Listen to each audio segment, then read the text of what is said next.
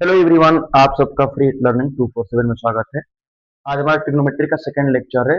First lecture में ratio सिखा दिए थे। सेकंड लेक्चर में ये हमारा क्वेश्चन कैसे पूछे जाते हैं ट्रिग्नोमेट्रिक रेशियो में, ये आपको बताएंगे। जैसे पहला क्वेश्चन लिखा है कि साइन थीटा इक्वल टू 3/5। अगर साइन थीटा की वैल्यू 3/5 दिया हो तो calculate cos theta and tan theta. cos theta और tan थीटा की वैल्यू फाइंड करें। कैसे सॉल्व करेंगे? हम आपको बताए थे कि अगर साइन थीटा दिया हो तो पहले आप क्या करेंगे, जब भी ट्रिग्नोमेट्रिक रेशियो में कुछ भी फाइंड करना हो, आप first of all right angle triangle बनाओगे। मैं पहले का सोल्यूशन बता रहा हूँ। आप ऐसे एक राइट एंगल ट्रायंगल बना लेंगे। इसका नाम दे दीजिए। मान लीजिए ए है, ये बी है, ये सी। मैं अपने मन से इसको थीटा मानता हूँ।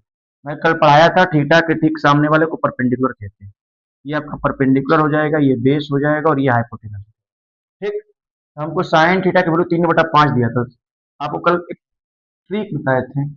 पंडित बद्री प्रसाद हर हर बोल। इससे ये पता चलता है कि पहला साइन थीटा है, दूसरा कॉस थीटा है और तीसरा tan थीटा है। आराम से देख सकते हैं आप। साइन थीटा की वैल्यू p/h होता है, तो परपेंडिकुलर हो गया 3, हाइपोटेनस हो गया 5। आप परपेंडिकुलर की जगह लिख देंगे 3 और हाइपोटेनस की जगह लिख देंगे 5। ठीक है।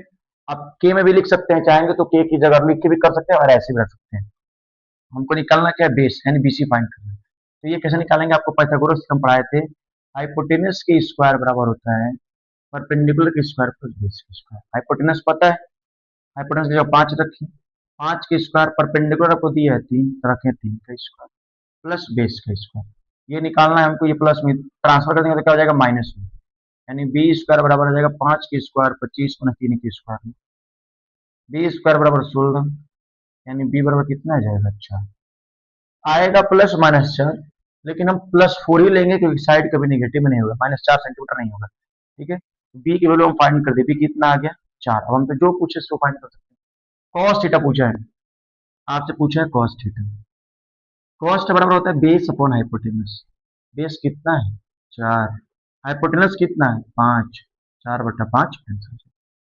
अब से अगला पूछा है tan थीटा। tan थीटा होता है परपेंडिकुलर अपॉन बेस। परपेंडिकुलर कितना है 3, बेस कितना है 4, 3/4। ऐसे किसी भी ट्रिग्नोमेट्रिक रेशियो क्वेश्चन आप इजीली सॉल्व कर सकते हैं। ठीक है। अब आते हैं सेकंड क्वेश्चन लिखा है, इफ cot थीटा बराबर 7/8 लिखा है तो आपको फाइंड करना है 1 प्लस साइन थीटा और 1 माइनस साइन थीटा फाइंड करना है। देखिए कैसे सॉल्व करते हैं। फर्स्ट क्वेश्चन हो गया, अब हम लोग सेकंड क्वेश्चन का सॉल्व करेंगे। देखिए अब हम लोग सेकंड क्वेश्चन कैसे सॉल्व करते हैं। ठीक है। सेकंड क्वेश्चन लिखा है cot थीटा इक्वल 7/8 लिखा है और हमसे पूछा है 1 plus sine theta 1 minus sine theta. अगर हम चाहे तो ऐसे सॉल्व तो करेंगे, तो बनेगा ही बनेगा। एक और तरीका आपको बताएंगे। cot थीटा इक्वल दिया है 7/8, अभी बताए थे tan थीटा निकाले थे परपेंडिकुलर अपन बेस। तो tan थीटा p/b होता है, तो cot थीटा जस्ट उसका उल्टा हो जाएगा, b/p हो जाएगा।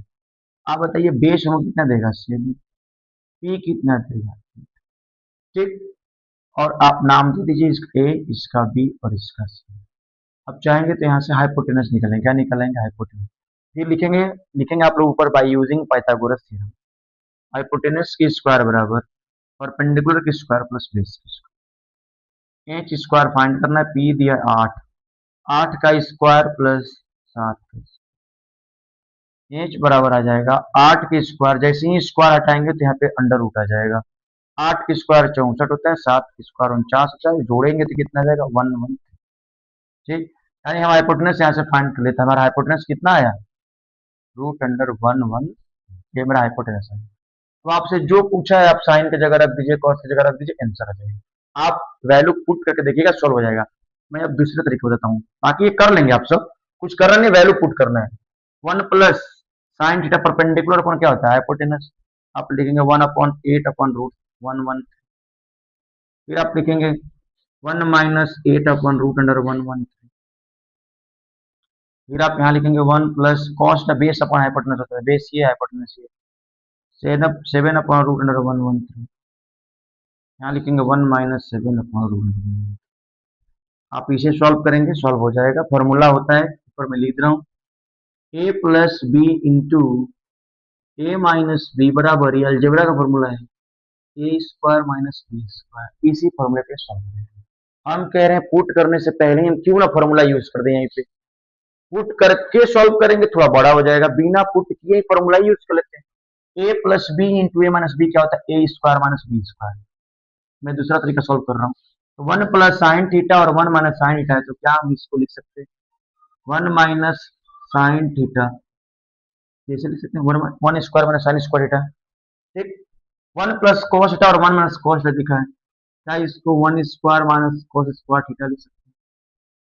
इसको इजिली और लिखना हो तो क्या मैं ऐसे लिख सकता हूँ, वन की स्क्वायर वन ही रहता है, one minus sine square theta, नीचे लिख सकते हैं one minus cos square theta.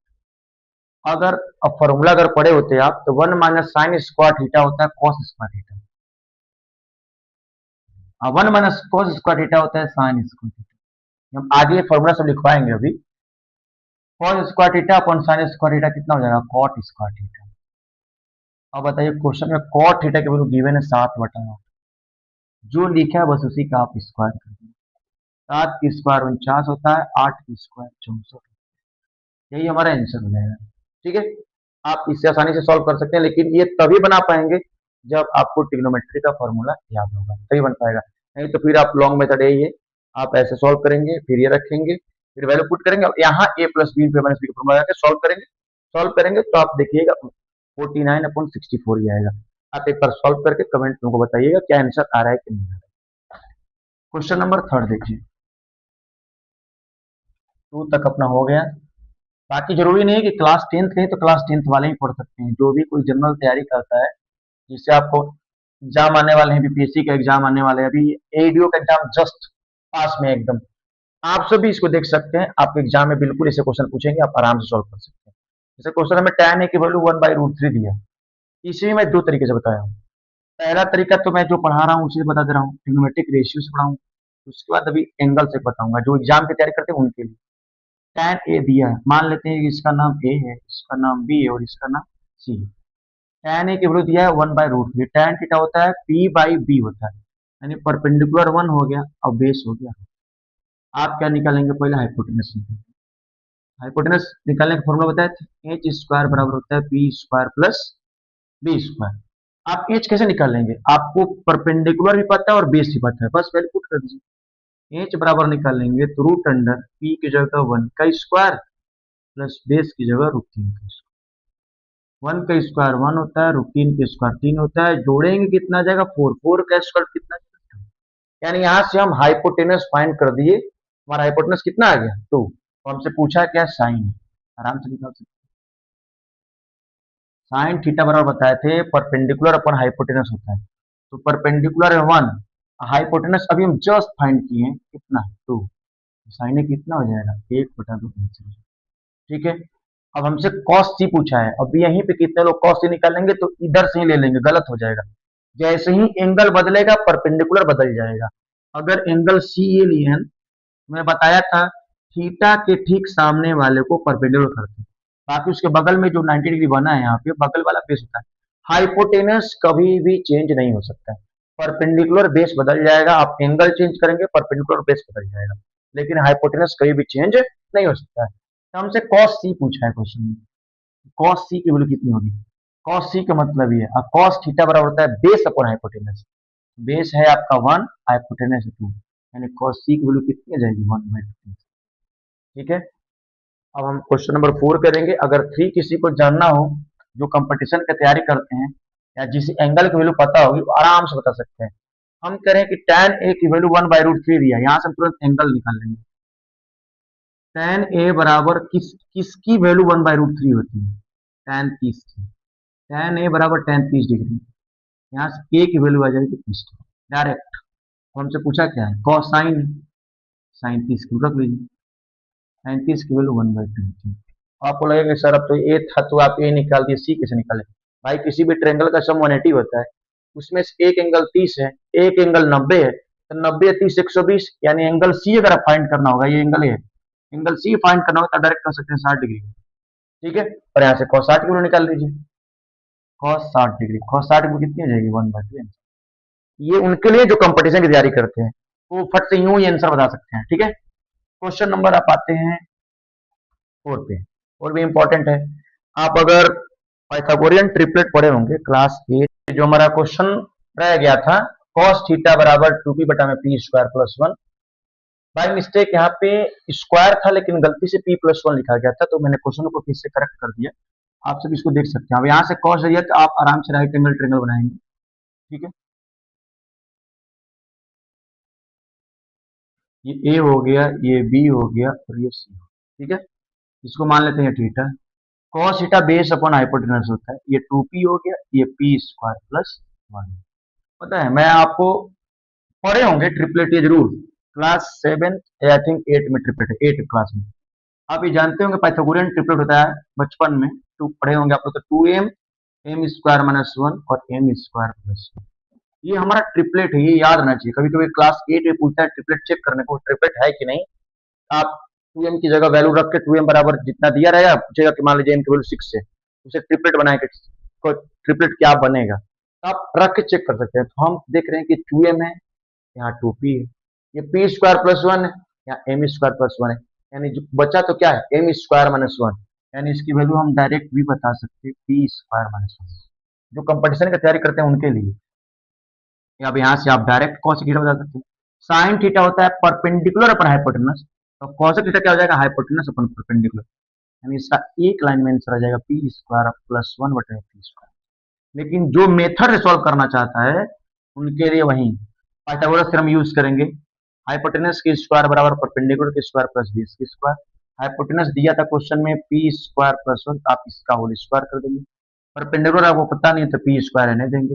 Base आपको पता था 2p, इसका होल स्क्वायर कर देंगे। अब यहाँ से पी स्क्वायर कैसे निकालेंगे, पी स्क्वायर बराबर पी स्क्वायर प्लस वन का होल स्क्वायर माइनस 2p का होल स्क्वायर। यहाँ से जब p निकालेंगे तो रूट में आ जाएगा पी स्क्वायर प्लस वन का होल स्क्वायर माइनस 2p का होल स्क्वायर। अब आपसे भी सॉल्व करेंगे, आपसे पहले छोड़ रहे हैं। यहाँ से जब परपेंडिकुलर है, मतलब मेरा p परपेंडिकुलर है, जब यहाँ से p की वैल्यू निकालेंगे तो इसको जब सॉल्व करेंगे तो यही वैल्यू आएगी पी स्क्वायर माइनस वन। बस परपेंडिकुलर की जगह उठा के यहाँ पुट कर देंगे, इसका आंसर। ठीक है, अब अगली क्लास में हम सब एंगल कैसे फाइंड करते हैं किसी भी ट्रिग्नोमेट्री में। साइन थीटा को या टेन दिया हो, थीटा की वैल्यू हम कैसे निकालेंगे, 30 की वैल्यू क्या होगी, 60 की वैल्यू क्या होगी, 45 की क्या होगी, इसका एक हम ट्रिक बताते हैं कि आप आसानी से उसे याद भी कर सकते हैं और सॉल्व भी कर सकते हैं। ठीक है, तो अगले वीडियो में